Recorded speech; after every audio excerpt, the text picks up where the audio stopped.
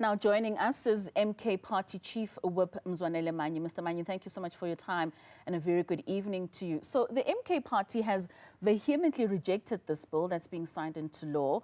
Is this act going to allow the people of Makokwane in the northwest to speedily occupy the land on which their forefathers were dispossessed from all those years ago? Good evening to you, Katlego, and your viewership. Firstly, let's correct the minister. The minister has made a fundamental mistake. I don't know if the minister has actually read this law. This law deals with two issues. It deals with public purpose, expropriation for public purpose, which would be like for the roads, for the rail, for whatever, public purpose. And it also deals with the public interest. And that's where his issue comes in, the issue of land reform and all of that. It's a public interest. Restitution is public interest. So for the minister to say this is just a public works bill and so on, I think is just mistaken. Either is mistaken or is fighting territorial battles, is fighting for his piece of the action. But this land encompasses both elements, public purpose and public interest. That's the first point. The second point to make here, is that this bill is the clearest sign that shows that the African National Congress is not at all interested in amending Section 25. The reason I say this is because this bill seeks to put into place what is already there in the Constitution. The whole issue around compensation and all of that, which is in the Constitution as we speak, is reinforced in this bill. So this for the ANC government to be pushing this bill, it just shows that that whole facade of trying to amend Section 25, there was no seriousness about that. Because why would you invest so much energy on a legislation if your intention is to change the operation of that very same legislation? You know, so for us as MK Party, we're very concerned that until when will the ANC keep fooling the people of South Africa? Because this is really what it is. The ANC is just high on platitudes, it's high on rhetoric. They lie. I don't know why this organization is like this. It's really a disappointment. If you look at even the statement of their SG, he makes reference to the 54th conference in that statement. If you go to the 54th conference resolutions of the ANC itself, you will not find the things that are in this bill, because this bill talks about nil compensation and all of that. And that 54th conference resolution of theirs does not say anything about nil compensation. So I really want to call upon the ANC that can they please stop lying to the people of South Africa. Enough is enough. It cannot be that you govern by just lying your way out every day, you're just lying and you're lying. Back to your question. Right. Back to your question. There is nothing that this bill is introducing that was not already in place. This is just more of the same. All this law has done is really just to codify the willing buyer, willing seller principle. So really what it has done, it has just made it law that you must negotiate with the person.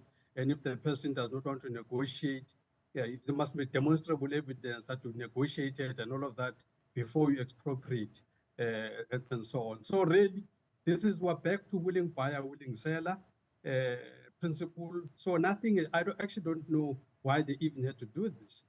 If you look at the things that were done before this law, you ask yourself, what is going to be different? Number one, before this law was in place, government was able to do a Gautrain, and with Gautrain, there was expropriation for public purpose. Gautrain was put in there without this law, number one. Number two, even if you go to public interest issue, you go to Mpumalanga, Malamala is just one big example where money was wasted there. At that big Malamala farm, there was restitution there and all of that. So you tell me now, what is this new aspect that this law seeks to entrench? Nothing. So we're back to square one. So the ANC is just wasting time. Even these people that are saying are taking it to court, these are the opposition parties that are taking it to court. For us as MK Party, we are very clear that this is all an orchestrated, it's a game. They've just it's a whole choreographed thing to try and position the ANC as if it's a revolutionary movement, as if it's fighting with the former oppressors and all of that. This is all a charade. And for us as MK Party, we're saying people of South Africa are very lucky that in this day and age, we now have MK Party who are going to be able to expose these shenanigans of the ANC and its coalition partners. They're just playing games with the people of South Africa. There's no court that's going to do anything different here. The court is going to confirm that that law is constitutional, and then that's it. And then the ANC is going to say we're victorious and all of that, and so on. This is just it actually angers us as the MK Party, because this is what makes politics cheap. This is just cheap politicking on all sides. Taking the ANC to court for such a nonsensical bill is really just cheap politics. For the ANC to say this is a fulfillment of this conference and that conference and everything revolutionary, again, it's just playing with people's emotions. So Mr. Manyi, we were surprised that as MK parties to why do these people do this? Right, but I mean, as for your party, the MK parties, your objective has been, as you've previously expressed, to reach a 2/3 majority in Parliament. How differently would you handle catalyzing of land back to its rightful owners? I mean, already you're speaking of submitting a private member's bill that will seek to amend Section 25 of the Constitution, and that will arbitrarily cut off that cutoff date from 19 June 1913 and move it all the way back to the 6th of April 1652. Is that not a tall order, given that we are unable even just to redress that which is up to 1913? No, it's not a tall order. You see, let me give an example. The minerals were actually expropriated without compensation with a stroke of a pen. It was a one-day event. Expropriation without compensation, with a stroke of a pen. That's all we need to do with the land. Expropriate without compensation. So on that day, all land belongs to the state. And by the way, when you say so, it doesn't mean anybody's going to be chucked away. People mustn't be nervous here. We're not irrational, and we're not reactionary and all of these things. So we're very sober people. We're saying the land must belong to the state. The state must use the land in a manner that is in the public interest all round, as it were. So there's nobody that's going to be chased away. If you are doing your farming very well, there's no issue. Just make sure that you get your 100-year lease and everything, so that you can farm as long as you have to farm and everything.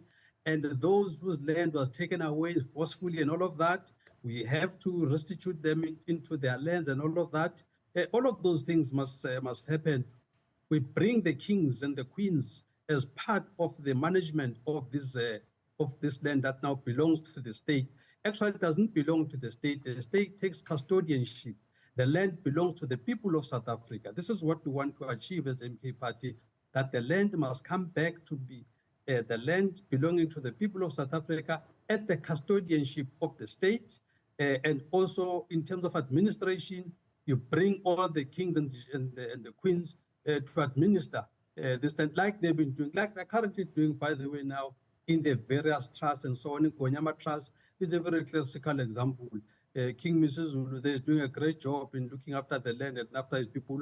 We want that for the entire country, that all the kings must have that kind of a dispensation. Indeed, we're very fortunate that the previous attempts of amending Section 25 were unsuccessful, because all of those attempts were attempts up to 1913 and after 1913. Had those attempts been successful, the discussion would be closed on the matter, and it will be closed on the matter that says land taken from 1652 to 1913 is out of the question, and that's it. Deal will be signed and sealed. So we're very happy as the MK Party that all those previous attempts were unsuccessful. The real thing that must happen now is that which the MK Party is putting on the table through the private members bill. Today I was talking to the lawyers. They'll be giving us some drafts somewhere end of the month and all of that. So indeed, this thing is it's about to come out, and South Africa is going to see a genuine discussion that everybody needs. People of South Africa in 2018 spoke loud and clear that they want their land back. There were public consultations. We were part of this. So for the state to be busy playing all these monkey trick games is very disappointing.